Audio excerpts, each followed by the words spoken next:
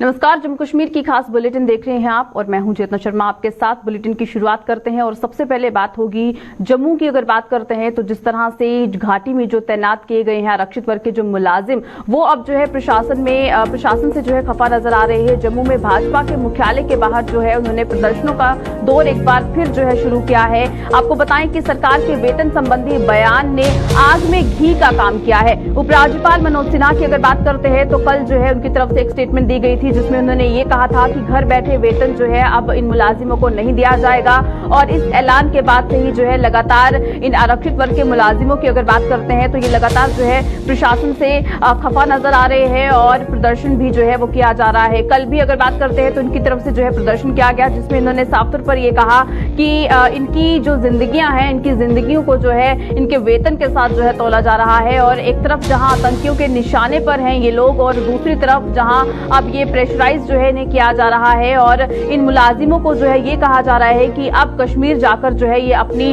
जो ड्यूटीज हैं वो एक बार फिर जो है वो वहां पर जाकर पूरी करें। लेकिन इसके बाद ये साफ तौर पर यही कह रहे हैं कि आखिर इनकी जो सेफ्टी है, इनकी जो सिक्योरिटी है, उसका आखिर जिम्मेवार जो है वो कौन होगा। क्योंकि इससे पहले भी जिस तरह से देखा गया है, अगर कश्मीर की बात करते हैं तो टारगेट किलिंग का दौर जो है ये लगातार देखा गया। समय समय पर हमें देखने को मिलता है कि किस तरह से जो है ऐसी ही जो यहाँ पर धमकियां हैं वो जो है इन मुलाजिमों को मिलती आई हैं, जिसमें ये कहा जाता है कि इन्हें जो है निशाना बनाया जाएगा अगर ये कश्मीर जो है वापस लौटते हैं। लेकिन आज एक बार फिर ये गुस्सा जो है देखने को मिल रहा है, जहां जम्मू में भाजपा के मुख्यालय के बाहर जो है ये प्रदर्शन इन मुलाजिमों की तरफ से जो है किया जा रहा है। और इनका साफ तौर पर यही कहना है कि इनका प्रदर्शन जो है इसी तरह से जारी रहेगा जब तक कि प्रशासन अपने इस फैसले को जो है वापस नहीं लेता है। इसी पर चलिए ज्यादा जानकारी लेंगे। हमारे साथ हमारी संवाददाता रितिका इस पर ज्वाइन की हुई हैं। रितिका, हमें बताइएगा क्या कुछ ज्यादा जानकारी है। हम लोग देख रहे हैं कि काफी बड़ी तादाद में जो है यहाँ पर इस वक्त जम्मू में भाजपा के मुख्यालय के बाहर जो है यहाँ पर जो इन मुलाजिमों की तरफ से प्रदर्शन किया जा रहा है। ये मुलाजिम यहाँ पर जो है मौजूद हैं और अपनी मांग को लेकर जो है ये लगातार यहाँ पर डटे हुए हैं। बिल्कुल, आपको बता देना चाहते हैं कि हजारों की संख्या में पीएचई डेली वेजेस इस वक्त डिवकॉम ऑफिस जम्मू का घेराव किए हुए हैं और लगातार सरकार के खिलाफ नारेबाजी करते हुए नजर आ रहे हैं। लंबे अरसे से ये लोग धरने प्रदर्शन पे बैठे हैं, 200 के करीब दिन होने को हैं, लेकिन अभी तक इनके मसले को ना सुलझाया गया है, ना किसी भी प्रकार का कोई विचार विमर्श किया गया है। इसीलिए प्रशासन के खिलाफ नाराजगी दिखाते हुए आज डिवकॉम ऑफिस जम्मू का घेराव इनकी तरफ से किया गया और कह रहे हैं कि जब तक मसले का हल नहीं होता, जब तक बातचीत नहीं होती इनकी प्रॉब्लम्स को लेकर, तब तक ये नहीं हटने वाले। बिल्कुल रितिका, लेकिन जिस तरह से उपराज्यपाल मनोज सिन्हा के उस बयान के लिए अगर जो ये यहाँ पर प्रदर्शन ये कर रहे हैं, लेकिन उसमें उन्होंने ये भी कहा था कि पूरी तरह से कश्मीर में जो है इन मुलाजिमों की सुरक्षा के बंदोबस्त जो है वो कर दिए गए हैं। यानी उन्होंने एक आश्वासन जो है वो भी दिया है और उन्होंने ये भी कहा है कि पिछले कई महीनों से ये जो लोग हैं ये अपनी ड्यूटीज नहीं दे रहे हैं, लेकिन अब जो है इन्हें घर बैठे जो इनकी सैलरीज हैं वो नहीं दी जाएंगी। लेकिन अगर एक आश्वासन जो है दिया जा रहा है उस पर भी ये जो मुलाजिम है ये कह रहे हैं कि इससे पहले भी ऐसे ही आश्वासन दिए गए थे, लेकिन उसके बावजूद भी इनकी सिक्योरिटी जो है वो नहीं हो पाई थी। जी बिल्कुल, आपको बता देना चाहते हैं कल एलजी मनोज सिन्हा से तमाम एम्प्लॉइज को लेकर एक सवाल किया गया था, जिसमें जितने भी एम्प्लॉइज इस वक्त धरने प्रदर्शन पे बैठे हैं उन सबके हल को लेके सवाल किया गया था। तो उसके जवाब में यही सुनने को आया था कि बैठे बिठाई सैलरीज नहीं मिलेंगी। उसमें कश्मीरी पंडित भी आते हैं, उसमें रिजर्व कैटेगरी एम्प्लॉइज भी आते हैं, उसमें डेली वेजर्स भी आते हैं, उसमें रैबरे खेल रैबरे जंगलात के एम्प्लॉइज भी आते हैं। यानी कि उन सबको अगर वो धरने प्रदर्शन में बैठे हैं तो उनको सैलरी कहीं भी रिलीज नहीं की जाएगी, ऐसा कुछ कहना था एलजी मनोज सिन्हा का। लेकिन इनका ये कहना है कि अगर इनके जो पेंडिंग वेजेस हैं ये तब के हैं जब इन्होंने दफ्तरों में ग्राउंड पे जाके काम किया हुआ है, तब की सैलरी को रिलीज करें या अपनी नौकरी छोड़ने को भी तैयार हैं। अगर ऐसा करने को एडमिनिस्ट्रेशन तैयार है तो ये अपनी नौकरी भी छोड़ के घर जाने को तैयार है, परंतु इससे पहले इनके सारे पेंडिंग वेजेस को रिलीज किया जाए। जी बिल्कुल रितिका, जिस तरह से पेंडिंग वेजेस को लेकर भी ये लोग मांग कर रहे हैं, लेकिन जिस तरह से ये ऐलान किया गया है कि आने वाले समय में अगर ये ड्यूटीज पर नहीं जाते हैं तो इनकी सैलरीज जो है रोक दी जाएंगी, तो उस पर इनका अगला कदम आखिर क्या होने वाला है, क्योंकि आपने इन मुलाजिमों से बातचीत की है। जी बिल्कुल, आपको बता देना चाहते हैं कि एक तरफ कश्मीरी पंडित जो हैं वो अलग से प्रदर्शन कर रहे हैं, ये जो पीएचई विभाग के डेली वेजर्स हैं इनका प्रदर्शन अलग से चल रहा है और ये लगातार काफी लंबे अरसे से प्रदर्शन कर रहे हैं। इन्हें सैलरीज पहले से ही नहीं मिली है, जब ये काम किया करते थे इन्हें तब की सैलरीज नहीं मिली है, और अब जब प्रदर्शन कर रहे हैं तब तो ये इनको सैलरी टोटली बंद कर दी गई है। और आपको बता देना चाहते हैं कि पिछले कई सालों के जो इनके वेजेस हैं वो भी रिलीज नहीं हुए हैं, यानी कि अपने वेजेस को रिलीज कराने को लेके इनका प्रदर्शन चल रहा है। अगर वेजेस नहीं दिए जाते, इनके लिए जॉब पॉलिसी नहीं बनाई जा रही, तो प्रदर्शनों का सिलसिला इसी प्रकार से चलता रहेगा। और इनकी तरफ से कहा गया है कि आज अगर हल नहीं निकला तो ये लोग यहाँ से ना हटेंगे और ना ही अपने घरों को जाएंगे, क्योंकि 61,000 परिवारों का मसला है। जी चलिए रितिका, बहुत शुक्रिया ज्यादा जानकारी के लिए। तो जिस तरह से अलग अलग विभागों के ये तमाम जो मुलाजिम हैं वो जो है इस वक्त यहाँ पर एकत्रित हुए हैं और हाथों में आप देख सकते हैं बैनर्स जो है वो लिए हुए हैं, और सरकार से जो है एक ही मांग हो रही है कि जो पेंडिंग वेजेस हैं उसका मसला जो है वो भी जल्द से जल्द यहाँ पर जो है हल किया जाए। और इसी बीच जो उपराज्यपाल मनोज सिन्हा की तरफ से जो स्टेटमेंट दी गई है जहां पर यह कहा गया कि घर बैठे अब इन कर्मचारियों को जो है वेतन नहीं दिया जाएगा, वो बयान जो है वो भी वापस लेने की बात जो है ये लगातार मुलाजिम यहां पर कहते हुए नजर आ रहे हैं।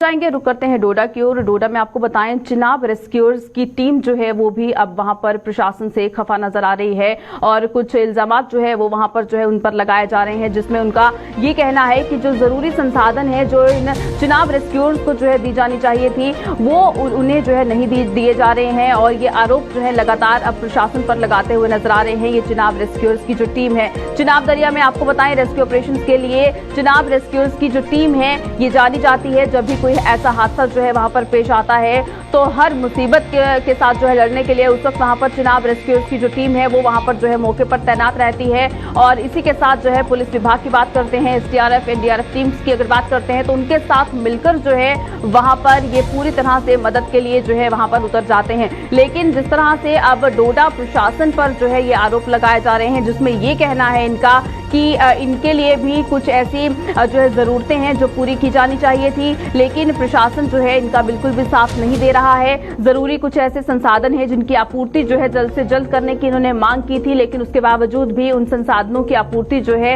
वो प्रशासन अभी तक नहीं कर पाया है। आपको बताएं चिनाब दरिया की अगर बात करते हैं तो वहां पर जब भी जो है वहां पर मौके पर जो है जब जरूरत पड़ती है तो रेस्क्यू ऑपरेशन के लिए जो है चिनाब रेस्क्यूअर्स की टीम जो है वो वहां पर मौके पर पहुंचती है और जो भी परेशानी उस वक्त वहां पर बनती है उस परेशानी को जो है जल्द से जल्द वहां पर उसका हल निकालने के लिए जो है चिनाब रेस्क्यूअर्स की टीम जो है वहां पर तैनात रहती है। लेकिन चलिए इसी पर ज्यादा जानकारी लेंगे, हमारे साथ हमारे संवाददाता वसीम गट्टू इस वक्त ज्वाइन किए हुए हैं। वसीम, हमें बताइएगा कि जिस तरह से चिनाब रेस्क्यूअर्स की टीम जो है वो लगातार जो है जब भी कोई परेशानी चिनाब दरिया के पास जो है वहां पर आती है तो उस वक्त जो है वहां पर तैनात रहती है, लेकिन कुछ ऐसी मांग थी जो डोडा प्रशासन से जो है वो करते आए थे, कुछ जरूरी संसाधन है जो जिनकी उन्हें जरूरत थी लेकिन उसके बावजूद भी वो पूरे नहीं किए गए। अब आरोप जो है यहां पर लगाते हुए नजर आ रही है ये टीम। देखिए कल देर रात मैंने इनसे बातचीत की थी और इन्होंने सीधा हैंड्स अप किया था और बताया था कि अब कोई भी हादसा अगर चिनाब खित्ते के अंदर होता है तो हम उस रेस्क्यू में कोई भी हिस्सा नहीं लेंगे। जिस तरह से इक्विपमेंट्स इनके लोगों के पास होने चाहिए थे वो इक्विपमेंट्स नहीं है, क्योंकि कुछ अरसे से हम भी इनको कवर करते हुए आते हैं। आपने देखा होगा कि ग्राउंड जीरो से कई सारी बार हमने इनको दिखाया भी किस तरह से अपना काम करते हुए नजर आ रहे थे, मगर हम कुछ अरसे से ये भी देख रहे हैं कि काफी टाइम में लोग पानी में भी रहते हैं। जो एक बदखोर के पास सामान होना चाहिए वो सामान के पास नहीं होता है, तो उससे काफी ज्यादा परेशान दिखने कर रहे हैं। कल भी देर रात तक इन्होंने हमसे जब बातचीत की और सारी बताई 40 साल से ये लोग डोडा के अंदर काम कर रहे हैं, पूरे चिनाब के अंदर काम कर रहे हैं, जहाँ पे सब लोग हार मानते हैं और ये लोग उस जगह पे उस काम का वो हिस्सा बनते हैं, वहां पे काम करते हैं। पर कल इनका जो यहाँ प्रेसिडेंट है उन्होंने ये क्लियर बताया कि अगर चिनाब के अंदर कोई भी दिक्कत कोई भी आता है तो हम उसमें हिस्सा नहीं लेंगे। कहीं ना कहीं एडमिनिस्ट्रेशन पे एक बहुत बड़ा सवाल। जी बिल्कुल वसीम, लेकिन जिस तरह से पुलिस विभाग की अगर बात करते हैं या फिर एसडीआरएफ और एनडीआरएफ टीम्स की अगर बात करें तो उनके साथ तालमेल बनाकर जो है ये टीम जो है ये उस वक्त जो भी परेशानी जो है उस दरिया में उस वक्त वहां पर आती है वहां पर जो है काम करती है। और इससे पहले भी इन्होंने जो है अपनी ये मांग रखी थी, लेकिन आखिर प्रशासन की तरफ से क्या कहा गया, आखिर नजरअंदाज जो है क्यों किया जा रहा है इन्हें? नजरअंदाज से नहीं किया जा रहा, नजरअंदाज जो है काफी अरसे से किया जा रहा है। आपको याद होगा कोalition सरकार जब बनी थी बीजेपी की और पीडीपी की, उस दौरान इनको एक बोर्ड दिए गए थे जो आज तक चला रहे थे और आज अब देख रहे हैं कि जो इनके पास बोर्ड वो खराब पड़ी है। जिस तरह से कि काफी परेशानी का सामना हमें करना परसों हम जिस तरह से देख रहे थे काम कर रहे थे, काफी ज्यादा है, माइंड नहीं है। और अभी भी देखेंगे जो दरिया है, बहुत सारी गाड़ियां स्टार्ट हो गई, काफी सामने इनको बहुत सारी जगह रेस्क्यू करते हैं, हार मान के इनको बाहर आना पड़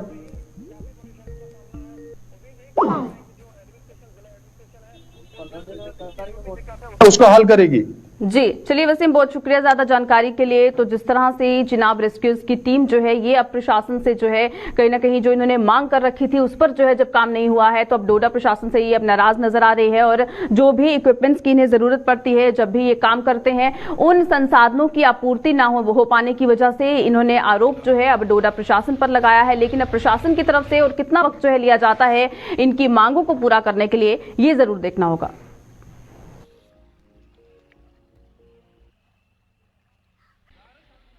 चलिए आगे बढ़ जाएंगे, रुक करते हैं उधमपुर की ओर। उधमपुर में आपको बताएं कि एक इलाका मट्टू गांव, जहां पर अगर आज के दौर की अगर बात करते हैं तो इस आधुनिक दौर में भी उस गांव की किस्मत जो है वो नहीं बदल पाई है। तवी नदी पर पुल के निर्माण को आज भी लोग वहां पर तरस रहे हैं। गांव में सड़क का भी अभी तक निर्माण कार्य जो है वो नहीं हो पाया है, यानी कि जो वहां पर जो बेसिक फैसिलिटीज होनी चाहिए थी, जो बुनियादी सुविधाएं हैं, उन बुनियादी सुविधाओं से भी ये लोग जो है अभी तक वंचित हैं। उधमपुर का ये मट्टू गाँव है जहां पर आधुनिक दौर की अगर बात की जाती है तो इस आधुनिक दौर में भी जहां पर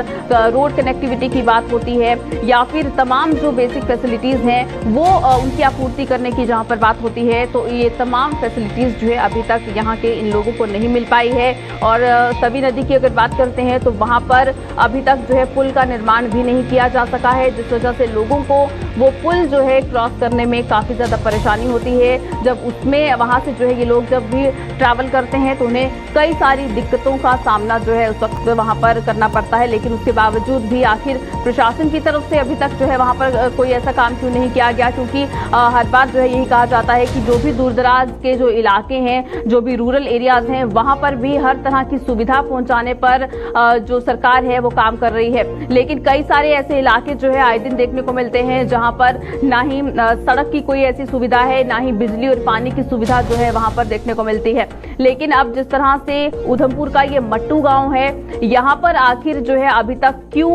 कोई ऐसी जो सुविधा है वो नहीं मिल पाई है, इसी पर चलिए ज्यादा जानकारी लेंगे। हमारे साथ हमारे संवाददाता किशोर इस वक्त ज्वाइन किए हुए हैं। किशोर, हमें बताइएगा कि जिस तरह से उधमपुर के इस गांव की बात हो रही है, हम लोग तस्वीरों के जरिए से देख सकते हैं जहां पर एक पुल की यहाँ पर जरूरत थी। बच्चे जो है वो किस तरह से यहाँ इस पानी से जो है किस तरह से गुजर रहे हैं और परेशानी जो है इस ठंड के मौसम में जो है काफी ज्यादा होती है। आखिर क्या कुछ कारण रहा है कि अभी तक यहाँ पर ये तमाम सुविधाएं जो है वो नहीं मिल पाई?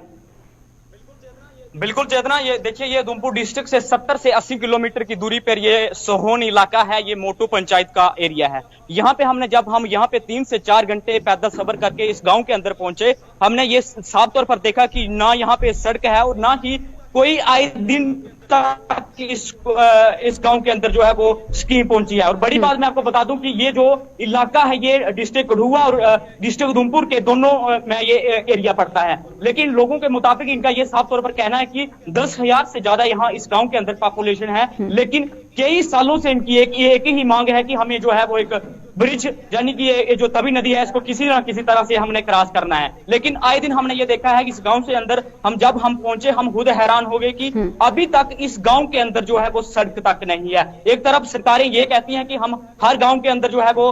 हर स्कीम के तहत जो सड़कें दे रही हैं या पुल दे रहे हैं, लेकिन इस गांव की मैं बात करूं, अभी तक कोई भी जो स्कीम का इन लोगों को फायदा नहीं हुआ है। जी चेतना। बिल्कुल, और जिस तरह से किशोर हर बार जो है जब भी सरकार के नुमाइंदों से बात होती है तो वो यही कहते हैं कि जो भी दूर दराज के इलाके हैं वहां पर भी हर तरह की सुविधा जो है वो दी जा रही है। लेकिन उसके बावजूद भी कई सारे ऐसे इलाके जो है आए दिन देखने को मिलते हैं जहां पर ये बुनियादी सुविधाएं तक जो है इन लोगों को नहीं मिल पाती हैं। और अब जिस तरह से सर्दियों का मौसम है, इस सर्दियों के मौसम में भी इन लोगों को काफी ज्यादा दिक्कतें पेश आ रही होंगी। बिल्कुल, देखिए, ये सबसे बड़ी जो नदी है उज नदी इसको कहते हैं, जो डिस्ट्रिक्ट कठुआ और डिस्ट्रिक्ट उधमपुर के साथ लगती है। लेकिन इन लोगों का ये साफ तौर कहना है कि जितना आपने भी साफ तौर पर देखा होगा कि बैक टू विलेज 1, 2, 3 और 4th फेज जम्मू कश्मीर के अंदर हुआ। और इन लोगों का ये कहना है कि अभी तक इस गांव के अंदर ये लोगों को ये तक पता नहीं है बैक टू विलेज है क्या। लेकिन जब वोट का टाइम होता है उनकी तरफ से ये कहा जाता है कि जो नेता लोग हैं इस तवी नदी को आर पार करके आते हैं, तब ये कहते हैं कि हम आपको सड़क बना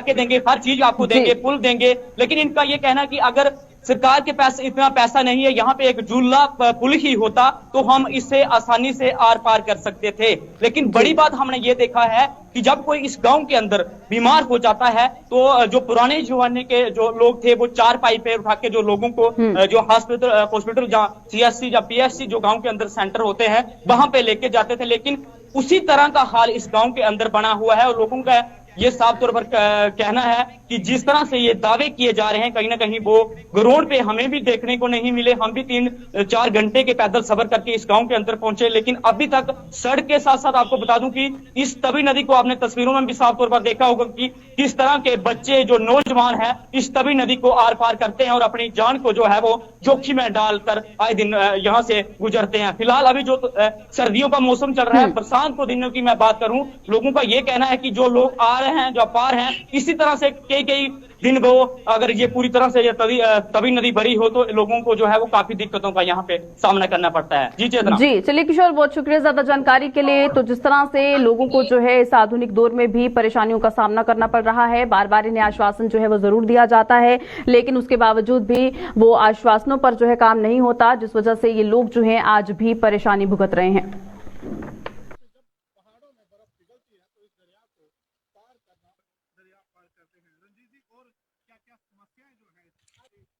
चलिए आगे बढ़ जाएंगे, रुक करते हैं सांबा की ओर। सांबा में आपको बताएं कि एक्सप्रेस वे का निर्माण कार्य तो चल रहा है, लेकिन अभी तक इस मसले का हल जो है वो नहीं हो पा रहा है। चकमंगा गुजरा के किसानों ने प्रशासन का आश्वासन जो है वो ठुकरा दिया है। कृषि योग्य जमीनों का मुआवजा न देने पर किसान जो है वो भड़के हुए नजर आ रहे हैं। जम्मू में उपराज्यपाल से मुलाकात करने पर अब ये किसान जो है अड़े हुए हैं, क्योंकि लगातार जो है एक्सप्रेस वे के लिए काम जो है जोरों शोरों से चल रहा है। लगातार जो है वहां पर अगर बात करते हैं विकास की, तो विकास जो है यहाँ पर हो रहा है, लेकिन इस बीच इस एक्सप्रेस वे में आने वाली जो जमीनें हैं, जिन भी लोगों की ये जमीनें हैं, वो जिस तरह से जो मुआवजा जो मांग रहे हैं वो जो है सही समय पर ना ही उन किसानों को मुआवजा जो है दिया जा रहा है, क्योंकि इसमें कई सारी ऐसी जमीनें हैं जो कृषि योग्य हैं, यानी कि जहां पर फसल जो है वो लगाई जा सकती है। लेकिन उसके बावजूद भी अभी तक जहां पर इन किसानों का ये जो कहीं ना कहीं परेशानी जो बनी हुई है, इसका हल जो है अभी तक नहीं हो पा रहा है। और अब ये किसान जो है लगातार ये मांग कर रहे हैं कि जम्मू कश्मीर की अगर बात करते हैं तो जम्मू कश्मीर के उपराज्यपाल मनोज सिन्हा से जो है इनकी मुलाकात करवाई जाए, ताकि इनकी जो भी परेशानियां हैं वो उनके साथ बैठकर जो है वो अपनी परेशानियां जो है उन्हें बता सके और इसका एक समाधान जो है वो जल्द से जल्द निकाला जा सके। इसी बीच जहां पर इस एक्सप्रेस वे की बात हो रही है तो जिला सांबा में काफी लंबे समय से जो है इसका जो निर्माण कार्य है वो जरूर चल रहा है। कई सारे लोगों की जमीनें जो हैं वो भी इसमें आई हैं, लेकिन जिस तरह से उस वक्त ये जरूर इन्हें कहा जाता है कि आपको जल्द से जल्द आपका जो मुआवजा है वो भी जो है दिया जाएगा और जो भी जेन्युइन उसके रेट्स हैं वो भी आपको जो है दिए जाएंगे, लेकिन उसके बावजूद भी ये मसला जो है अभी तक थमने का नाम नहीं ले रहा है। लोगों की परेशानियां जो हैं वो अभी तक यहाँ पर बनी हुई हैं और अब एक मांग जो है इन किसानों की तरफ से जो है यहाँ पर देखने को मिल रही है, जिसमें ये कह रहे हैं एक तो इन्हें जो है इंसाफ यहाँ पर मिलना चाहिए और इसी के साथ साथ अब उपराज्यपाल से भी इनकी मुलाकात जो है वो करवाई जाए। ये तमाम किसान जो है अब ये मांग यहाँ पर कर रहे हैं, क्योंकि इन जमीनों की अगर बात करते हैं तो अपना जो गुजर बसर है वो यहाँ पर अपनी फसल उगाकर जो है ये किसान अपना घर जो है वो चलाते थे। लेकिन अब जिस तरह से इस डेवलपमेंट में इनकी जमीनें जो है कहीं ना कहीं आ चुकी हैं और उसके बाद जो मुआवजा जिस तरह से जो यहाँ पर दिया जाना चाहिए था वो जो है यहाँ पर नहीं दिया जा रहा है, ना ही इन लोगों को अभी तक वो जो पैसा इन्हें सरकार ने जो है देने का जो उस वक्त जो है सही समय के अंदर वादा किया था वो वादा जो है पूरा नहीं हो पाया और अब जो है यहाँ पर इनकी तरफ से प्रदर्शन भी किया जा रहा है। तस्वीरों में आप साफ तौर पर देख सकते हैं हाथों में बैनर लिए ये तमाम जो महिलाएं हैं ये यहाँ पर जो है इस वक्त मौजूद हुई हैं और उनका यही कहना है कि इनकी जो ये परेशानी यहाँ पर बनाई गई है उसका समाधान जो है वो जल्द से जल्द यहाँ पर निकाला जाना चाहिए। इसी पर चलिए ज्यादा जानकारी लेंगे, हमारे साथ हमारे संवाददाता ऋषि इस वक्त ज्वाइन किए हुए हैं। ऋषि हमें बताइएगा क्या कुछ ज्यादा जानकारी है, जिस तरह से अब इन किसानों की अगर बात करते हैं जिनकी जमीनें जो हैं इस एक्सप्रेस वे में आई हैं, ये अब उपराज्यपाल मनोज सिन्हा से मुलाकात करने की मांग कर रहे हैं। देखिए बिल्कुल आपको बता दें कि जो चकमंगा गुजरा इलाके के जो किसान जिन्होंने कल जम्मू चलो आंदोलन शुरू किया अपने हक इंसाफ को लेकर, और उसी को लेकर जब ये यात्रा कल शुरू हुई तो ये पैदल तमाम किसान जम्मू की ओर निकले और इन्होंने हॉल्ट लिया सांबा के तरोर इलाके में, जो बड़ी ब्राह्मणा जुरिक्शन में आता है ये इलाका। और यहाँ पर जब प्रशासनिक अधिकारियों को पता चला कि इन्होंने यात्रा अपनी शुरू की है तो आज तमाम जो अधिकारी हैं यहाँ पर इस मसले को जो वो इस मसले में इंटरवीन करने के लिए पहुंचे, मनाने के लिए इनको पहुंचे, लेकिन कोई भी मध्यस्थता जो वो नहीं बन पाई और कोई भी सहमति नहीं बन पाई। हालांकि कई तरह के आश्वासन जो वो अधिकारियों ने दिए, लेकिन उनका साफ तौर पर कहना है कि आश्वासन हमें वो मिलना चाहिए कि उस जमीनों को लेकर बात कर ले जो एक्सप्रेस हाईवे के अधीन आई है। यहाँ पर ये ट्रांसपोर्ट यार्ड बन रहा है और उसी यार्ड के अधीन इनकी किसानों की जमीन आई है और इनकी खेती बाड़ी खत्म हो गई है, इनके घर चले जाएंगे, जमीनें छिन जाएंगी। हालांकि ये जमीनें जो है वो कस्टोडियन लैंड है, अलॉटी जमीनें हैं और जो अगर कंपेंसेशन मिलेगी तो एज पर रूल वो कस्टोडियन डिपार्टमेंट को ही मिलेगी। लेकिन इनका साफ तौर पर कहना है कि हमारे जो घर है वो पूरी तरह से खत्म हो जाएंगे, हम सड़कों पर आ जाएंगे। उसी को लेकर यहाँ पर अधिकारी जब पहुंचे मनाने की कोशिश की, लेकिन कोई भी सोल्यूशन नहीं निकला। तो इन्होंने साफ तौर पर कहा कि हम जो वो अब जम्मू की ओर ही कूच करेंगे। हालांकि कोशिश यही थी कि यात्रा को यहाँ से वापस भेजा जाए, लेकिन इनका साफ तौर पर कहना है कि हमारी बातों को जो वो कहीं ना कहीं दरकिनार किया गया है तो हम आगे जम्मू की ओर ही कूच करेंगे। तो यहाँ पर एक बड़ा हुजूम जो किसानों का देखा जा रहा है, जो अब तरोर से भी आगे बढ़ना शुरू हो चुके हैं और जम्मू की ओर जा रहे हैं। एलजी का दरवाजा खटखटाएंगे और साफ तौर पर कहना है कि चाहे महीना लग जाए, 2 महीने लग जाए, 6 महीने लग जाए, लेकिन हम अपना हक लेकर ही वापिस आएंगे। मैं चाहूंगा कि अगर एक किसान के साथ आपकी बात करूं तो आपको पूरा क्लियर जो वो हो जाएगा। जी मेरे साथ किसान हैं और उन्हीं के साथ कुछ पंच है, वो अपनी बात हमारे चैनल के माध्यम से आगे तक पहुंचाना चाहते हैं। आप बताइएगा कि क्या कुछ ये पूरा मसला है जो आज आपकी बातें अधिकारियों ने नहीं मानी, क्या कुछ कहेंगे इस पूरे मसले को लेकर? देखिए कल 11 बजे से हम सांबा से पैदल यात्रा हमने शुरू की थी। हमारा पड़ाव जो है ये सरोवर में हमारे यहाँ पे एक मंदिर है, यहाँ पे हमें शरण मिला। हमारे साथ कुछ 80 साल की बुजुर्ग महिलाएं हैं और 6 साल के छोटे छोटे बच्चे हैं जो घर परिवार छोड़कर उनकी नींद जो है वो उड़ गई है और जीना जो है मुश्किल हो गया है। बच्चों के आगे भविष्य के लिए उनको जो टेंशन बनी हुई है उसके चलते हुए मजबूर होकर हमारी तरफ से ये पैदल यात्रा जो है एलजी ऑफिस तक निकाली गई है। अब हम लोग आज कल शाम को हमें फोन आया था एडमिनिस्ट्रेशन का कि हम कोई अल्टरनेट निकालते हैं और एलजी साहब से आपकी जो मीटिंग है वो फिक्स करवाते हैं। और साथ में हमारी ये रिक्वेस्ट थी कि जब तक ये मीटिंग जो है वो नहीं होती तब तक एक्सप्रेस हाईवे का जो काम लगा है वो चलता रहे, लेकिन यार्ड जो हमारा पूरा गांव जिसमें आ रहा है उस काम को रोका जाए। लेकिन जब हमारे सुबह जहाँ पे अधिकारी आई हैं जिसमें एसडीएम विजयपुर आए हैं और उनके साथ में डीएमओ सांबा जिनको एसीआर का चार्ज जो है वो दिया गया है, उन दोनों से जब हमने बात की तो उनका कहना है कि एलजी साहब से मीटिंग हम आपकी जो है वो हम फिक्स करवाते हैं, लेकिन यार्ड का जो काम है हम उसको बंद नहीं करवा सकते, ऑफिशियल और अनऑफिशियल उसको बंद नहीं करवा सकते। तो हमारी तरफ से ये जो पैदल यात्रा है और उम्मीद लेकर हम एक एलजी साहब के पास जा रहे हैं कि एलजी साहब सिर्फ मिनिस्टरों के लिए एमएलए के लिए या पॉलिटिकल ऋषि, इनसे पूछिएगा कि उपराज्यपाल मनोज सिन्हा से जब मुलाकात होगी तो आखिर इनसे क्या कुछ कहने वाले हैं। एक पंच सरपंच के लिए भी जो है वो मिलेंगे और हम उनसे मिलकर हमें पूरा विश्वास है कि वो हमारी जो जेन्युइन डिमांड है उसके ऊपर जरूर कार्रवाई करेंगे। तो ये आपने इन तमाम लोगों को सुना जो साफ तौर पर कह रहे हैं कि हम अपना हक लेकर ही आएंगे, क्योंकि ये गरीब परिवार है और आगे इनका जो रहन बसेरा वो खत्म हो जाएगा। उसी को लेकर अब ये जो प्रशासन और ये तमाम लोग जो आमने सामने आ चुके हैं, लेकिन प्रशासन कोशिश कर रहा है कि इनके मसलों को किसी तरह से जो वो हल किया जाए। लेकिन अब ये ठान के रख चुके हैं कि हम एलजी से मिलके ही वापस आएंगे और ये जो पूरा मसला यहाँ पर बना हुआ है इस मसले का हल करवा कर ही वापस आएंगे। जी चलिए ऋषि, बहुत शुक्रिया ज्यादा जानकारी के लिए। तो जिस तरह से लगातार अब ये आंदोलन जो है इन तमाम लोगों की तरफ से जो है यहाँ पर शुरू किया गया है और ये आंदोलन जो है इनका साफ तौर पर यही कहना है जब तक उपराज्यपाल मनोज सिन्हा से इनकी बात नहीं होती है ये इसी तरह से अपना आंदोलन जो है वो जारी रखेंगे ताकि जो सही मुआवजा जो है इन्हें इनकी जमीनों का वो मिल सके।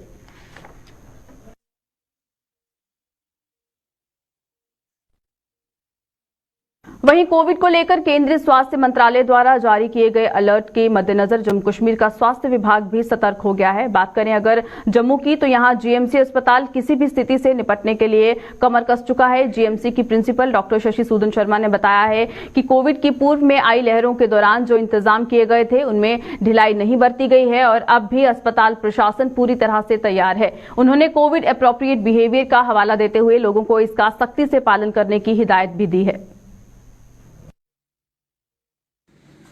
सारी तैयारियां इन प्लेस हैं। आइसोलेशन वार्ड्स हमारे और कोविड डेडिकेटेड बेड्स, कोविड के लिए अभी जो हमारा एमसीएच हॉस्पिटल, कभी कोई डिलीवरी हो, सिजेरियन सेक्शन जिसमें आ जाए या कोई भी कोविड पॉजिटिव पेशेंट को इमरजेंसी सर्जरी करनी पड़े, किसी मरीज़ को कोई तकलीफ़ ना हो, वो एक dedicated operation theatres, labour rooms वो इन प्लेस हैं। अब एक हर्ड इम्यूनिटी भी डेवलप हो चुकी है, वैक्सीन भी मिल चुका है सबको, लेकिन वेरिएंट्स इधर उधर कई डिफरेंट रीजन्स में आते जा रहे हैं और कौन सा वेरिएंट का कैसा प्रभाव होगा, लेकिन तैयारियां अपनी जगह पे वैसे ही हैं और पेशेंट मैनेजमेंट जो है वो दिन प्रतिदिन उस पर ध्यान दिया गया है और वो बेहतर ही रहेगी। हर एक को अपनी कोविड एप्रोप्रिएट बिहेवियर जो हम समझ चुके हैं, मास्क पहनना है और एक वो बिल्कुल दूरी बनाए रखनी है, सोशल डिस्टेंसिंग और फिज़िकल डिस्टेंसिंग में ज़्यादा कहूँगी, और गैदरिंग्स का कोई स्कोप नहीं है। वो है टेस्टिंग, ट्रैकिंग, ट्रीटिंग, वैक्सीनेशन और कोविड एप्रोप्रिएट बिहेवियर। 5 जो इनके बड़े वो 5 जो बड़ी